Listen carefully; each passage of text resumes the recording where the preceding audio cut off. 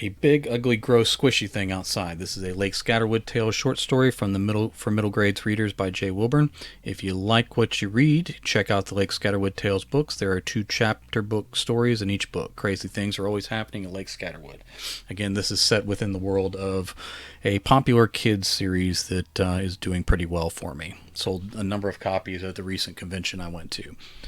All right, so these short stories kind of take place in the same world. I share them for free on my Patreon page for younger readers. All right, Rebecca brought her face very close to the window. Let me fix that. This is just going to be an edit, by the way, so it's already been written, but we're going to give it its first edit. Sam held up both his hands from where he sat at one of the tables in the dining hall of Camp Lake Scatterwood. I wouldn't do that. That thing might break right through the glass. On the other side of the window, giant purple tentacles and suction cups underneath each one smeared across the glass. Those slimy things covered every window all around the building, even the windows high up near the roof. Whatever was out there, it was big and seemed to cover the entire dining hall. It was all purple now, but had been green just a moment ago. All right. Just a few typos here and there, so that's not too bad. That's what editing is for. We need to do something, Rebecca said. Jake sat near Sam, shuffling a deck of cards over and over. It didn't seem like Jake was... All right, I'm going to say Jake instead of he, so it's not Sam that's shuffling the cards. It didn't seem like Jake was getting ready to play a game. He was just shuffling to have something to do. Jake said, I'm going to do something. I'm going to wait for that awful thing to leave. Cody joined his friends at last. Other kids who made it into the dining hall in time to close the doors were gathered at the other tables, talking quietly among themselves. Cody said, I checked every window I can reach in here. I can't see out any of them. I can't tell how big this thing is or how far it reaches. Sam waved toward the roof. It's big, big, big. It reaches pretty far, Jake added. We can't stay in here forever. All right, let me fix that. That is not a typo you want in there. Rebecca said, we'll have to figure something out eventually. I'm not sure there's anything we can do, Cody said. Sam stood up and started pacing. Do you think the other kids got away or did that thing? Sam couldn't say it. I think everyone made it somewhere, Rebecca said. Oh, thank you for the raid. I appreciate it. We're in the middle of editing a kid's story, so I hope you enjoy that for a little while. Thank you for dropping in. I'm not sure there's anything we can do. Sam stood up and started pacing. Do you think the other kids got away or did that thing? He couldn't say it. I think everyone made it somewhere, Rebecca said. Some of them ran up to the cabin. Some got to the gym. Before we came in here, I think I saw some kids slam the doors to the camp store. I believe we were the last ones to get in, so I think everyone is safe for now. But we still need to figure out how to get rid of this thing. It's got arms like an octopus, Cody pointed out. This is no octopus, Jake said. You guys saw it coming up out of the lake. It was way too big and had way too many arms to be any ordinary octopus. It's not the first sea monster to come out of the lake, Rebecca said. That's true, Jake said. Why do our parents keep sending us to this camp? Rebecca added, the last one was friendly. He just got lost. Once we helped him find his way, everything was fine. Sam shrugged and said, well, he did say he was coming back to make sure we kept the lake clean. Do you think he sent this big monster to punish us? I don't think this is the same type of creature, Cody said. Besides, we're keeping the lake super clean. All right, I need to put a quotation mark at the end of that line. And good job for the kids keeping the lake clean, especially if there's monsters in it. Yeah, Jake said, they're always making us pick up trash. Maybe the lake is too clean. Maybe there's too much room, and that's how this big thing got in there. I don't think that's it, Rebecca said, but maybe we can communicate with it the way we did the other sea monster. You want to write it a letter, Jake asked? Maybe send an email? I'm going to put a question mark here as well. That sentence could work without one, but I think it works better with one. Rebecca frowned at him and then turned toward the window. She knocked on the glass. The squishy, swirling arms of the monster froze for a second and then started moving faster. Rebecca knocked again. The tentacles at the window turned from purple to orange. After a few more seconds, all the windows were full of orange tentacles. Jake said, well, if we can't communicate with it, we can at least change the color so we don't get bored in here. Rebecca said, help me think of something. Sam looked around. The dining hall is connected to the camp store. There's a large storage room in the middle. We can go over and check on the others maybe, see how they're doing. I like that idea. Jake put his cards in his pocket and jumped up from the table. Maybe they've thought of something. Even if they haven't, that's where all the candies and sodas are. The four of them walked through the dining hall and into the kitchen. The kitchen was dark, but they could see well enough to get to the storage room door. Cody said the counselors and cooks were trapped in another building. I think dinner might be late tonight. Jake said it's super important that we get to the candy then. Rebecca opened the door and gasped. The boys looked around her and they gasped too. Orange tentacles snaked around through the shelves. They picked up board games, kickballs. Oh, thank you for the raid. We were getting raided like crazy. Thank you, Emperor of Finland. And Bad Grammar, Good Stories. Man, I love your guys' titles. If I haven't followed you yet, I need to jump on that after stream. So I'm gonna check you guys out. Thank you for the raids. They picked up lesbian romance hitters here. Oh my goodness, that's the kind of raid you dream of, isn't it?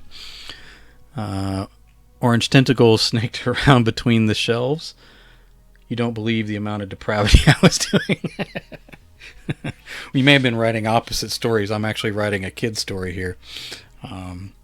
The one before it was a killer garden, so that was a little darker. Not quite what you were doing. Rest in peace. There you go. All right, orange tentacles snaked around between the shelves. They picked up board games, kickballs, and costumes from plays that were performed in earlier summers. Definitely not the right audience. No, that's all right. That's all right. I do a range of stuff, so I mostly write horror, but I also have some kind of like Goosebumps books, but a little softer than that make me a good bit of money. Thank you for the follow. I'm going to return that as soon as I'm off stream here. One tentacle drew up and down the walls with sidewalk chalk. Another knocked boots off a shelf before knocking over a large wagon with a crash. Okay, need to add that in.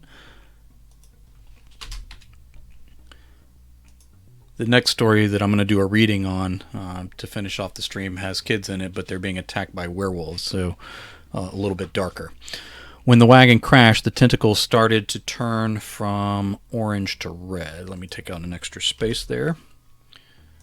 See, this is all the fun stuff that I try to fix so everybody thinks I'm a better writer, those that don't know me from stream. "Close the door," Sam whispered. The others were still standing there in shock. Sam yelled louder, "Close the door!" The red tentacles turned toward the kitchen and rushed at the kids like they were getting ready to strike. Rebecca slammed the door and locked it. Let me throw that in.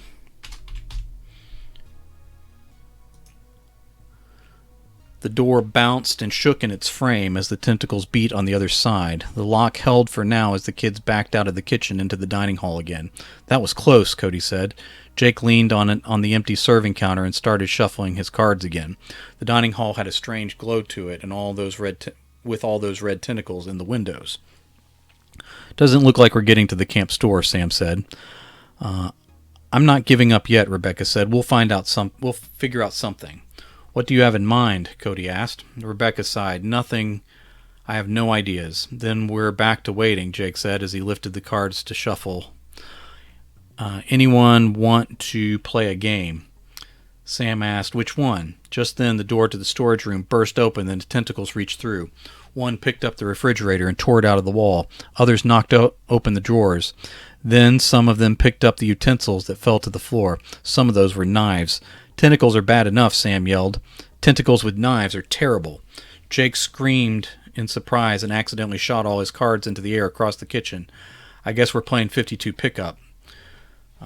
"We need to go," Cody said. "Go where?" Rebecca asked. "We're trapped in the dining hall still." Jake said, "Anywhere but here would be..." "Hey, wait, it's got my cards." The tentacles dropped the refrigerator and all the knives. Let's say drop the refrigerator with a crash, because that's going to make noise, right? With a crash.